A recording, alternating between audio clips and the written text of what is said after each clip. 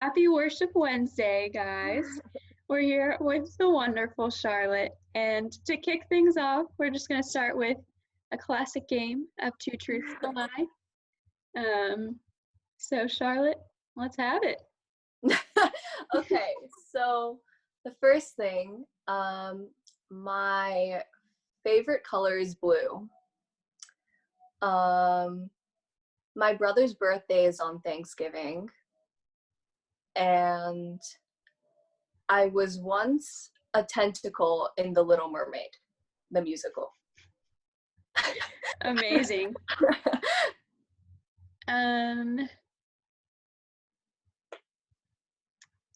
I want to say the lie is that, oh, wait. I was thinking, but I actually don't know your other brother's birthday. Is your favorite color really blue? It is. Oh.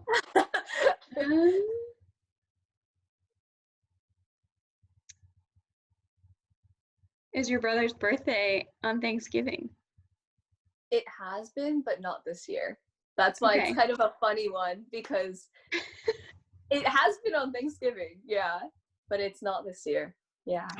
Sneaky. Is this Josh or Luke? Luke. Luke, okay. Yeah, because I was like, Luke's birthday was a Sunday, but threw me off there. And the tentacle story, how old were you and when was this Little Mermaid play? It was in 7th grade, and it was really funny because we had I think there were maybe, I don't know why I feel like there were 6 of us, but I feel like, shouldn't there be 8? 8? So, I don't know why, but I had others that were also tentacles, and it was really funny because we were literally attached to the Ursula, and we were doing funny choreography. So yeah. Amazing. Wow. Yeah, 6 tentacles, but hey. And I feel bad because I feel like there should be 8 of them. I just can't remember. No, maybe this is the most unique, best group of tentacles this world has ever seen. But well, thank you for playing. Yeah.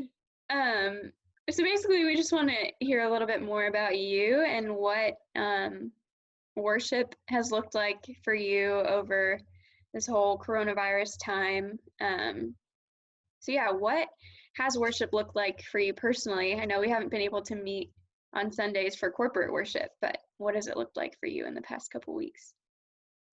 I mean, I think during this time, I'm just kind of reminded that worship can come in many different shapes and forms. And I think being someone that loves music, I think that I often get caught up in the idea that oh, the only form of worship is singing or playing an instrument.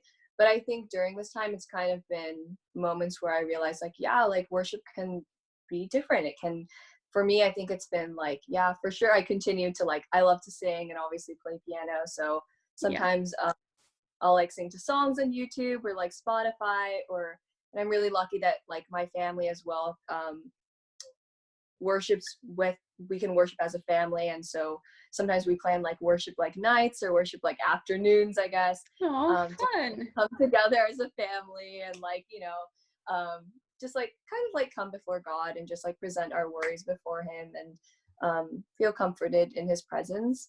But I think there's also been moments where I just kind of realize yeah, there's I can just kind of sit and just be still in his presence, or just be reading the Bible and just kind of contemplating and reflecting on the verses. So it's kind of been nice because I get to kind of explore a little bit with the different forms of worship. I love that. Has your family always kind of made a routine or a rhythm of worshiping together? I wish I wish we were more of a routine, oh yeah, every Friday, we'll do it. I think it's something we should try to do during this time, but yeah, we've definitely come together, I think, in times of if we're having some sort of problem that our family's just sorting out, or just something that we're going through, if it's a tough time for one of us, I think for sure those are periods where we come together and worship. But I think I'd like to incorporate it to more of like realizing that when you worship, it's not just in times of like, oh yeah, God, like I really need you. Although it's great if you do, but I think it's also like, it's just kind of a reminder for me that we should also be worshiping in times of like joy and happiness. Yeah. Yeah, I love that. How do you feel God has been leading you in worshiping Him? So, how have you felt Him, kind of calling you to Him, or calling you to even look at worship in a new way? I know you've kind of talked about that a little bit as well, but how have you felt Him leading you in the past couple weeks?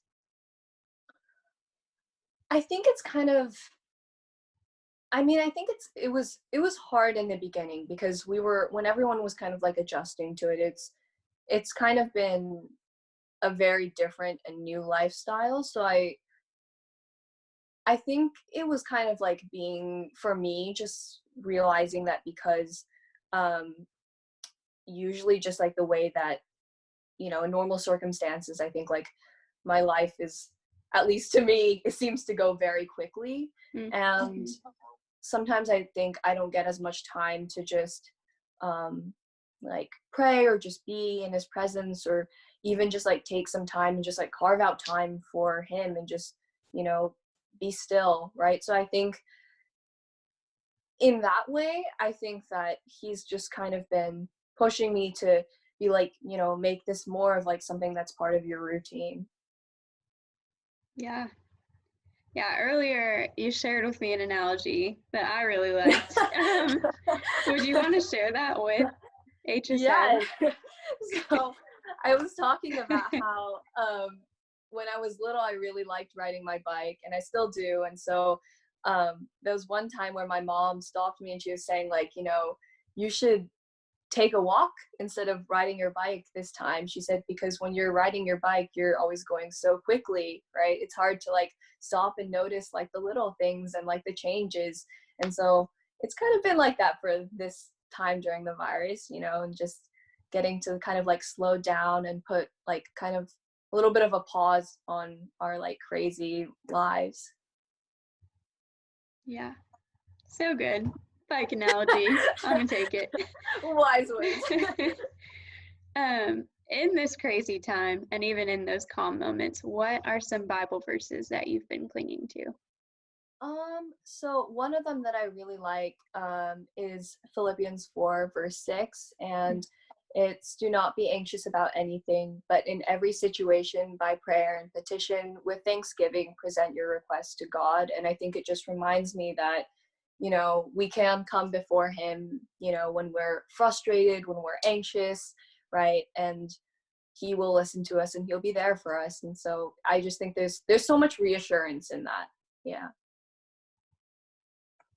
And I think the other one that I'd probably say is Isaiah 41, verse 10, where he says, so do not fear, for I am with you. Do not be dismayed, for I am your God. I will strengthen you and help you. And just to know that he's always walking with us through every battle. Yeah. And there's such great reminders of who he is, like as our peace and as our God, our comforter. What worship songs have you been worshiping through? Or what's a song that's currently stuck in your head or your heart as you enter into a time of worship with God? I think there's like two that have just been like oddly like kind of like remixing themselves. And, I think one of them is like Oceans with like Hillsong. There's like the beginning couple verses where like it's like, you call me out upon the waters, like the great unknown where feet may fail. And I think this is definitely a time like, and I think any sort of like change or just like sudden twist, I guess, of events is always kind of like an unknown. And so, and I think that's what's fearful about it, is we don't really have like control. We don't know what to expect with it. And I just love like the way it's written, because it's just kind of been like, it kind of takes what like I struggle to put into words into like, and puts them into words. It does a great job of it. And just knowing that like he is here and that he is with us through this. And then I guess the other song is Waymaker, Mm, love where that one. it's like just like the chorus where it's like Waymaker, Promise Keeper, Light in the Darkness, my God, that is who you are. And it's just a good reminder. Yeah. Yeah, I love that because actually both of the ones that you just said connect so closely with the verses that you shared too, of like keeping our eyes on him and being comforted Yeah. knowing that he's with us. Um, have you by any chance been able to sing those ones with your family during family worship time? We've done Oceans before, but we haven't done Waymaker, so I should like squish that into our next one. Yeah. Yes. Well, if you have any encouragement or any prayer on your heart for HSM and for worship during this time, what do you think that prayer or like piece of encouragement for everyone would be? I think like I guess it would just be to like during this time, like I think it's hard sometimes to with everything going on to find something that's sometimes it's hard, you know, like just to find something that's like positive or just to right because like you look at like the news and you look at like the numbers that are increasing every day. But I think I'd encourage everyone to just you know to like I think like find one thing that makes you smile, right, or one thing that makes you laugh. And just like my biotech teacher does this weird thing where he likes to make us do appreciations each week.